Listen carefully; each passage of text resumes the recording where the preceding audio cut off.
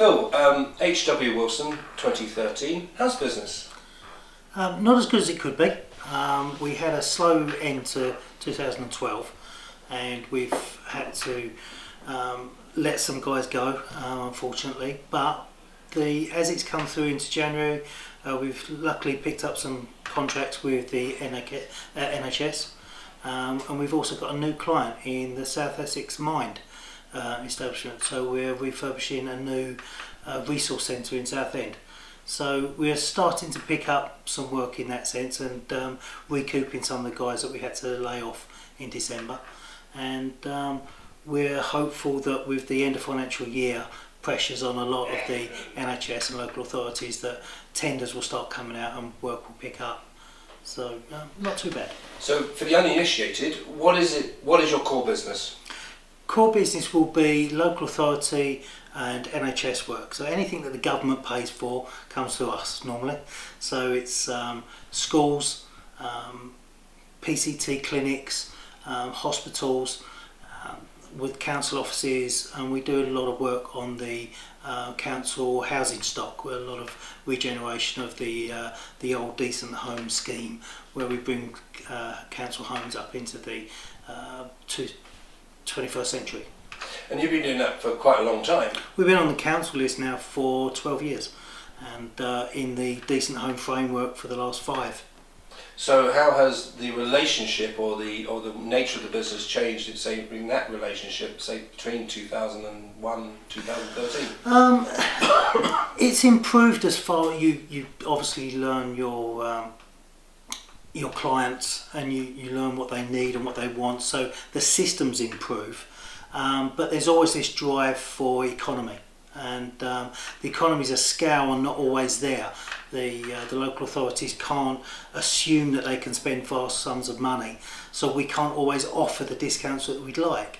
It depends how widely they spread their cloth, but in general the people that we deal with are very good and normally very fair. What are for small and medium enterprises? There are different day-to-day challenges, things like chasing invoices. I mean, the challenges do you have these challenges? Yeah, we do. We recently went 9,000 to try and come up to the 21st century builder that we're meant to be, and the paperwork it generates, making sure that health and safety is very important to us, and we have to make sure we adhere to those. And then you get down to the nitty-gritty of actually getting money and making sure that we get paid for that. There's been a lot of press and media around the sign up to the Fair Payment Charter, making sure that people get paid on time, and certainly that's a challenge for us. We have to chase down invoices. Nobody pays on 30 days anymore, it appears. It normally runs longer than that, and it's down to a good team of guys here and the ladies in the accounts office that we chase that down. And you talk about your core business, but the things you take on apprentices. We do. Why? It's the way we improve and secure our staff for the future. By getting young people in and moulding them and training them to the way our older staff that we've retained over the years, we make sure that they get instilled with the same core beliefs that we want. We want a good product turned out on time and right first time. That's part of our ethos that we've got on our website. Right first time, as best as we can possibly do it. And things like we saw you and we interviewed you at Opportunity Thurrock. Do you enjoy becoming embedded within the Thurrock community and the business community? We should be. We've 80 years now. We're one of the oldest building contractors in Thurrock. We've been in South Ockenden now for over 50 years, and we feel we should be part of that community. We should be supporting it, and we try as best we can. We're involved with the local authority in the building side of it. We're involved with the schools in taking on work experience children and then taking on the apprentices. We've done a study. We've got 80% of our staff live and now work in Thurrock through being employed with HW Wilson. So I think we've got a moral obligation to help the community in that sense, and so we're helping out with schools with their open evenings and and the like. And things like Ockenden Studio School, you got involved with that. Was that sort of the whole idea, the whole concept, that is something you really, really like?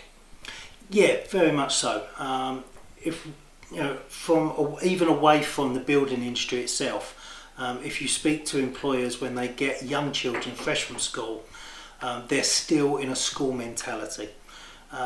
You need to get children realising when they get to 16, now when they're 18 with the higher education, that they need to be ready for work and fit for work.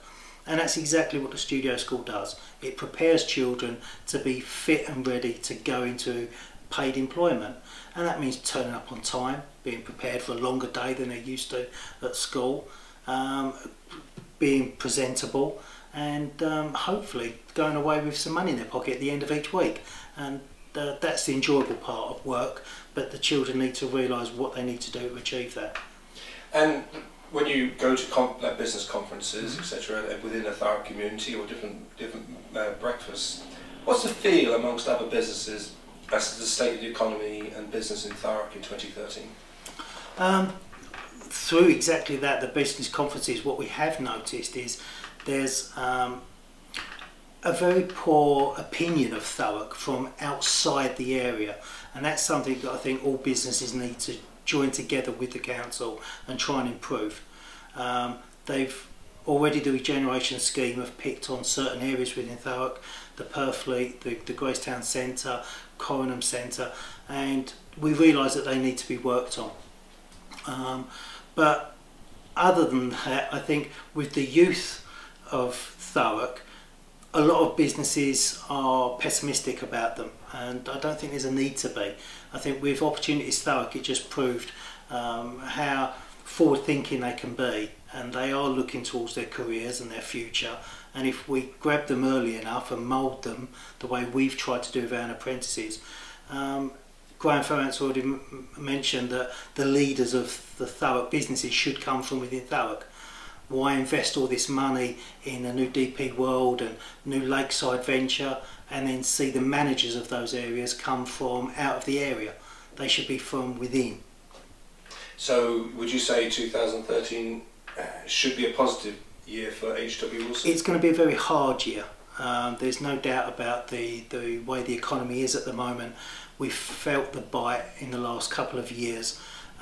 We're girding our loins for a bad year this year, turnover wise.